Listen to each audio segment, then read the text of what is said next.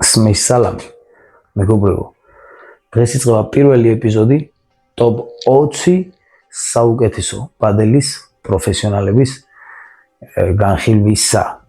შესაბამისად, არჩევანის წინაშე დავდექი და გადავწყვიტე არამე რჩია ჩემი ფავორიტი პადელის მოთამაშე. ერთ-ერთი საუკეთესო დღეს ვინც მიმაჩნია მისი შრომის მოყარეობით, მისი მონდომებით, ნაკლებად მქონე ტალანტის, მაგრამ ყველაზე მეტად შრომის მოყარე ადამიანის სუპერ ვირთხა El Raton, Super Raton, Federico Chingotto. და მართლა ეს იქნება ბოლო ჩემს არხზე, როდესაც მე ამ ადამიანს უწოდებ ვირთხას, იმიტომ რომ არა ჩვეულებრივი და გენიალური ენა გვაქვს, მაგრამ ამ ცხოველს ქართულად სხვანაირი თარგმანი არ მოეძებნება. რადგან სხვანაირი თარგმანი არ მოეძებნება, ეს სახელი მას ქართულად არ უხდება. ნუ მომდგებით ახლა ცხოველთა დამცველები, ესაო, ისაო. Federico Arturo Chingotto დაიბადა ბუენოს აირესის გარეუბანში 1997 წელს 13 აპრილს. დაიბადა ოჯახში, რომელსაც არამედ თუ პადელის, არამედ ხშირ შემთხვევაში საჭმლის ფულიც არ ჰქონდათ. მაგრამ და არამედ თუ პადელის იგულისხმება ის, რომ არ შეგაშინოთ მომავალო მსოფლიოს ვარსკვლავებო ქართველებო, საკმაოდ მნიშვნელოვანი ინვესტიცია სჭირდება პადელს, მაგრამ იმ შემთხვევაში თუ მშობელი ხედავს, ან მასწავლებელი ხედავს, რომ ღირს ამ ინვესტიციის ჩადებას შვილში, კონკრეტულად ამ სპორტში. საკმაოდ რთულია, საკმაოდ დიდ ხარჯებთანაა დაკავშირებული, მაგრამ ტალანტი არსად იკარგება. ოცნება და მიზანდასახულობა. ამიტომ სწორედ ამ ყველაფრის მაგალითი არის ჩინგო 10 წლიდან. 10 წლიდან ჩაერთო ძალიან ღრმად ამ სპორტში, ძალიან შეიყვარა და ბევრი ვარჯიშის შემდეგ უკვე 4 წელიწადში, 14 სასაკში ის არგენტინის 16 წლამდელებში და ცოტა შემდეგ უკვე არგენტინის 18 წლამდელ ნაკრებში მოხვდა და სხვათა შორის ყველას დაამახსოვრა თავი. აქედან უკვე იწყება მისი გარდასახვა როგორც სამზადისი, როგორც პროფესიონალი პადელის მოთამაშისთვის და ერთ მშვენიერ დღეს გადაწყვიტა საათ თუ არა ესპანეთში წასვლა და სრულიად მარტო. ჰქონია დღეები, როდესაც იქიდან გამომდინარე რომ სასტუმროს თანხა არ ჰქონდა, მეტროშიც კი ეძინა. ეხლანდელი გადმოსახილიდან ისთვის ალბათ სასიამოვნო ვერ ვიტყვი, მაგრამ ამაყად გასახსენებელია სად იყო და სად არის და ვინ არის, მაგრამ არ შეუცვლია როგორც ადამიანი, იმიტომ რომ ამ სფეროში არ არსებობს, მე ვფიქრობ, არც ერთი პადელის მოთამაშე, ან არც ერთი ამ სფეროში ჩართული ადამიანი, ვისაც ჩინგოტოს მიმართ დადებითი სიყვარული და პატივისცემა არ გააჩნია. აქ პადელის მთავარ სცენაზე ის შემოიჭრა ისე და ისე მის თანამემამულესთან ერთად ტეიო, რომელზეც ჩვენ აუცილებლად ვისაუბრებთ, ერთ-ერთი ლეგენდარული პადელის მოთამაშე, ხუან იგნასიო ტეიო, ალბათ ბევრისთვის იყო დრო, წარმოიდგენდნენ როგორც ნომერი პირველი გარკვეული დროის შემდეგ. რა თქმა უნდა, ამ ეტაპს ვერ მიაღწია, რა თქმა უნდა, იმიტომ რომ ჩვენ ყველაზე ვისაუბრებთ სათითაოდ დღეს სათავეში ყავს მეფე არტური და მასთან ერთად ტაპია, რომლებიც ალბათ უცხოპლანეტიდან ჩამოვიდნენ და ალბათ ბევრი წელი აპირებდნენ დედამიწაზე გაჩერებას. დაუბრუნდეთ ჩინგოტოს, რა აქვს განსაკუთრებული ამ ბიჭს? ძალიან მარტივი მისი ვიბორა და ძალიან მარტივი ბანდეხა, რომელიც ახასიათებს სტაბილურად, მაგრამ ეს სტაბილურობა მის მოწინააღმდეგეს ყოველთვის იცის, მაგრამ არაფრის შეცვლა არ შეუძლიათ. საქმეც ამაშია. ის აკეთებს მარტივ საქმეს, მაგრამ უშეცდომოდ. 2024 წლის ასუნსიონის ტურნირზე დაფიქსირდა ფაქტი, სადაც ჩინგოტო არის რეკორდსმენი პადელში, როდესაც მან მთელი ტურნირის განმავლობაში 5-5 მნიშვნელოვანი შეცდომა დაუშვა. 5-5. საშუალო სტატისტიკური 15 და ზემოთ. ალბათ წარმოგიდგენიათ, ხო? მნიშვნელოვანი დაცვის მოთამაშე, რომელიც უშვენებს ნებისმიერ შემტევ მეწყვილეს მხარს საიმედოდ.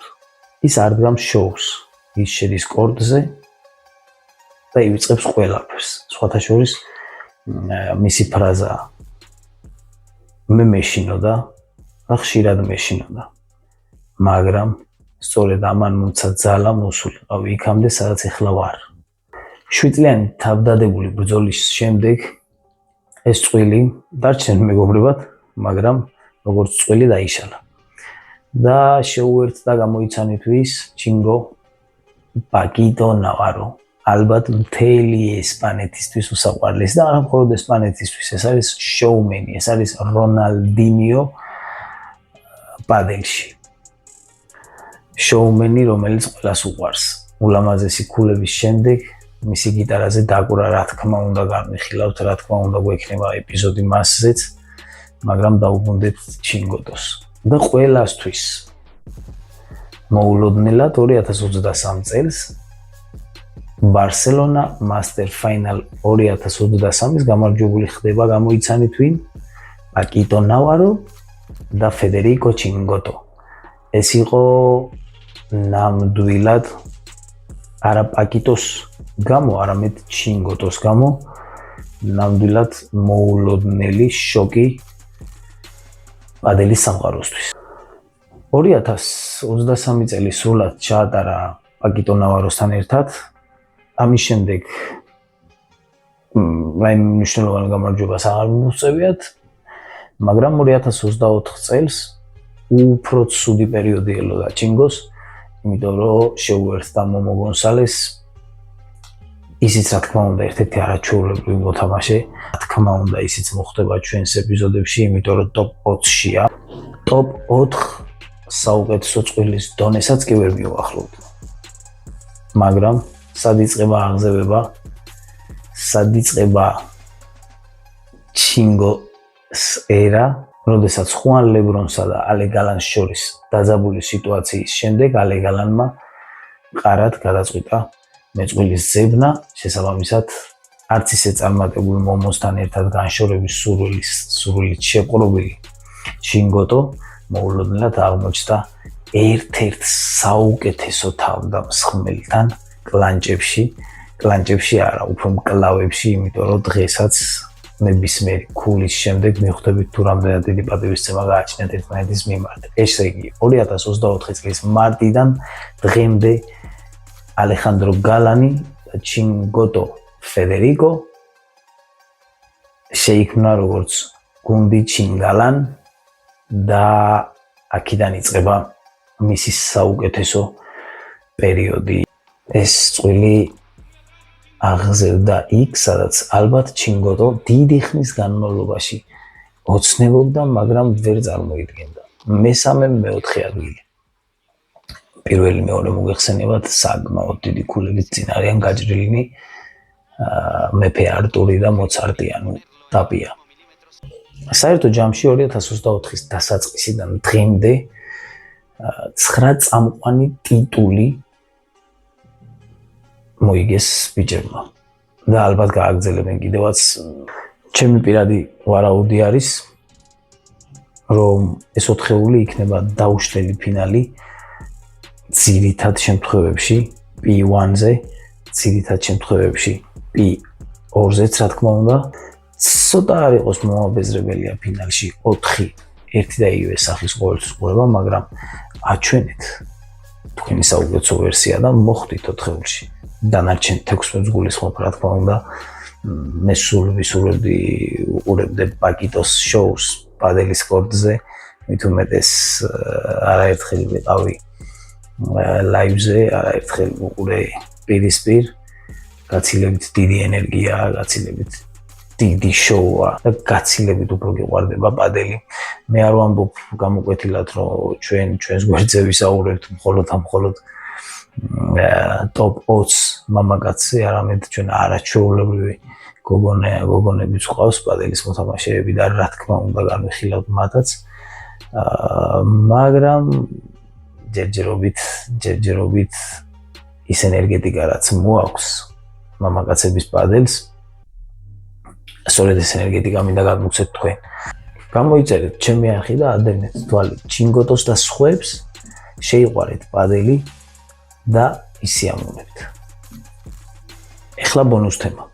ჩვენ განვიხილავთ ტოპ მოთამაშეებს, ეს იყო პირველი ეპიზოდი ფედერიკო ჩინგოტოზე, მაგრამ ძალიან დიდი სურვილი მაქვს, უბრალოდ მასალა არ მხვდება იმ რაოდენობის, რაც შეიძლება ჩვენ მოვძებნოთ ტოპ მოთამაშეების და დიდი სურვილი მაქვს განვიხილო ქართველების პირველი ათეული მაინც 6-ეული, მოდი ასე ვთქვათ, იმიტომ რომ არიან მოთამაშეები, რომლებთაც აქვს პოტენციალი, ნამდვილად აქვს პოტენციალი, ნამდვილად არის მატჩები, სადაც საქართველოს დონეზე და ცოტა უფრო მაღლა გარკვეულწილად ლამაზ შოუსაც დგამენ. თუ გავადრო და ვიტყვი top 20 ქართველსაც განვიხილავ, ეს იმას ნიშნავს ყველაფერი მაგრად არის და ყველაფერი მაგრად იქნება, მაგრამ სასურველია მალე. ქართველებს ვუსურვებ top 20-ში მოხვედრას.